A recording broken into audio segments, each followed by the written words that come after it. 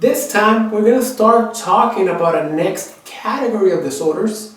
We're going to talk about mood disorders.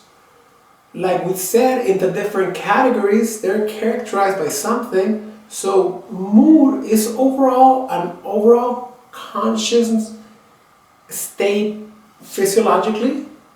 And to keep it very simple, mood can be positive, mood can be negative. When you wake up, you know how some days you wake up and you feel in a really good mood? Some mornings you wake up, you feel fresh, you smile, you open the curtains and everything is positive.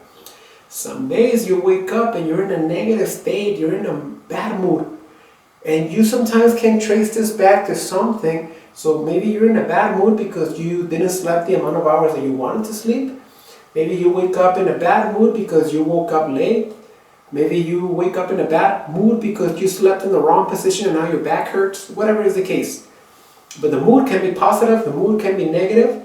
That overall state physiologically is what lies behind this category of disorders.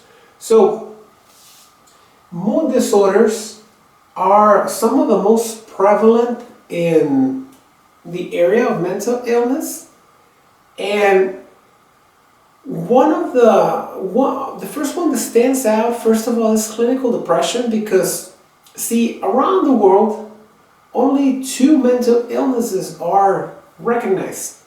One is depression, the other one is schizophrenia. We'll talk about schizophrenia later on, but depression is overall sense of sadness that now starts to affect your life if you take it by the dysfunctional, deviance, and distress, when you can no longer feel any kind of sense of purpose, any kind of sense of pleasure for day-to-day life or day-to-day activities because of this ongoing and consistent sense of sadness.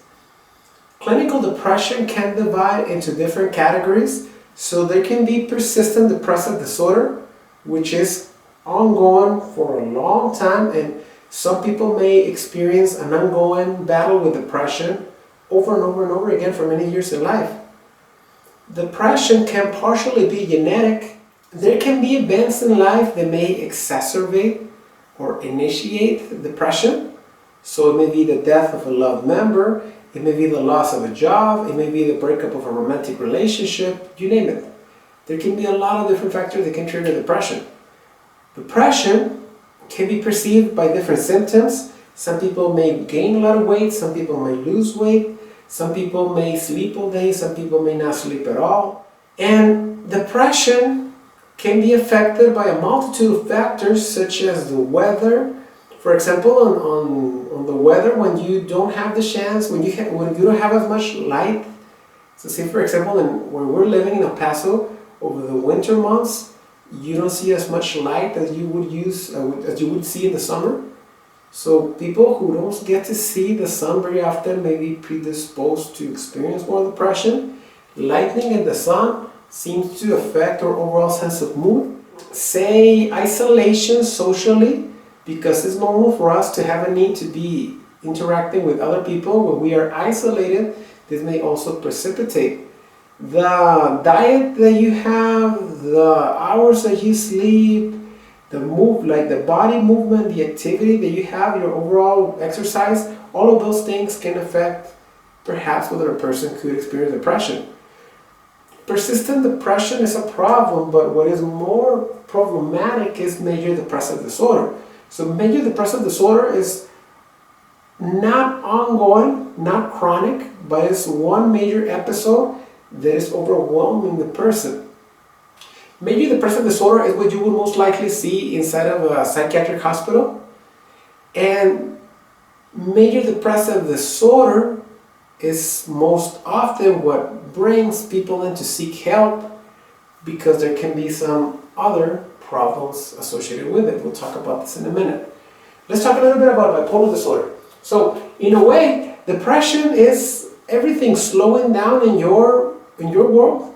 And when everything slows down in the world, you may lose the pleasure in any related activities like exercise, hobbies. People lose the motivation of the pleasure in sex, eating, socializing, and it's a serious issue. However, with bipolar disorder, it's again a disorder of the mood, but bipolar disorder is the opposite, because if in depression everything slows down, in bipolar everything goes super fast. You're living in the fast lane. So bipolar disorder can also be genetically predisposed, and the main thing about bipolar disorder is that you don't get control of your emotions, so you're unstable with those emotions.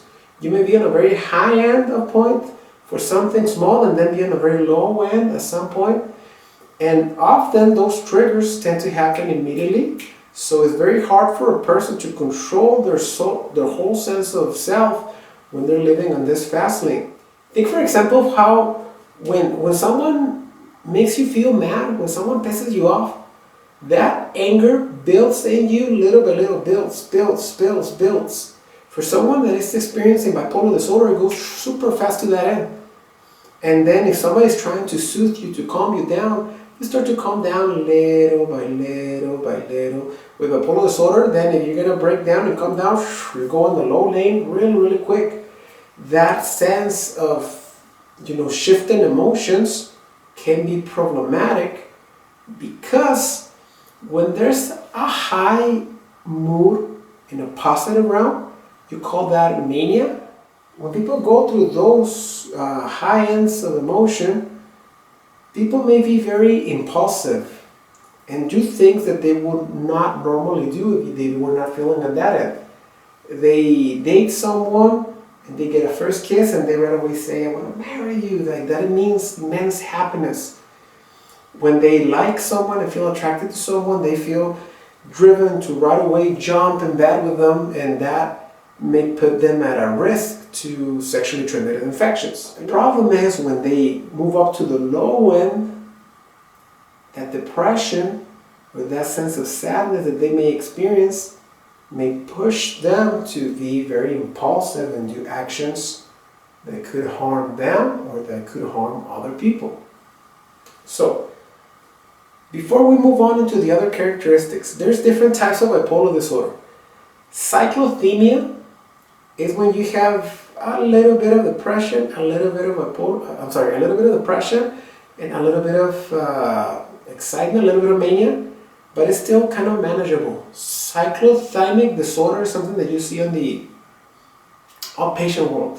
So a counselor that may provide treatment for someone that is dealing a little bit with those shifting emotions.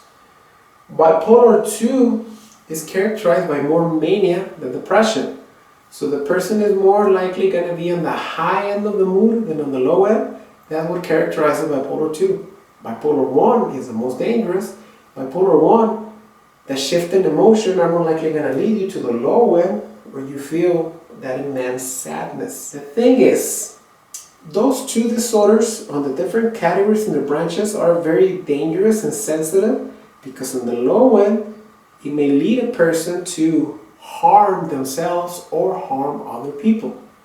Those terms are what you would see in the field. Self-injurious behavior implies, like the name implies, is doing something against yourself. It may be cutting yourself, burning yourself, hitting yourself. Some people may hit their head against a wall. Some people may purposefully run in front of a car in movement. Those kind of things are self-injurious behavior. The problem with self-injurious behavior is that it can become addictive. I personally have never experienced that need, but working in psychiatry, hearing it from the patients, I hear about how people seem overall numb when they're experiencing depression. And that numbness is so uncomfortable that you want something that makes you feel alive. Self-injury may be something that makes you feel alive. It's pain when you cut yourself, but hey, if you're feeling numb, pain is a welcome sensation. It's better than nothing. So this makes me feel alive, and I may feel driven to continue, and now it may become addictive. Self-injurious behavior may become addictive, and self-injurious behavior may exacerbate and worsen as time goes by. So self-injurious behavior may evolve into suicidal ideation. Suicidal ideation is a name for when a person is now thinking of harming themselves to a point where they're going to end their lives. That is very serious. If a person is expressing suicidal ideation, it's enough criteria for the person to be admitted to a psychiatric hospital for treatment. It's not healthy and it's not safe for the person to be mentioning that. Suicidal ideation can be divided in two realms. It can be passive or active. Passive is a person saying, man, if I can just sleep and not wake up. So those are passive thoughts. Not that you're planning to do something against yourself, but that you're giving up on it, giving up on life. On the other side, active is when a person says openly, I want to kill myself. Active is more dangerous than passive. Both are not good, but active is more serious. Then, do you have a plan? Some people have a plan. This is what I will do to myself because I want to kill myself.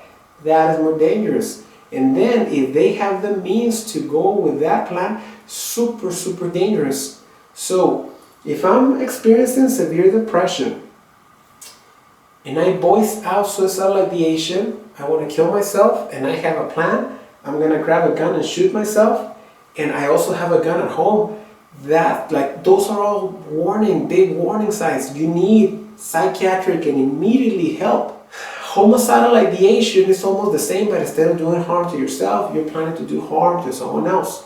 That is also enough criteria to get a person admitted to a psychiatric hospital. To wrap this topic up, which one of those two, so depression is the one that is accepted and understood, diagnosed around the world, but bipolar isn't. It doesn't mean that it doesn't exist. Which one of those two is more dangerous? The reality is that bipolar disorder is more dangerous because those shifting emotions and that big crash is going to make a person more impulsive.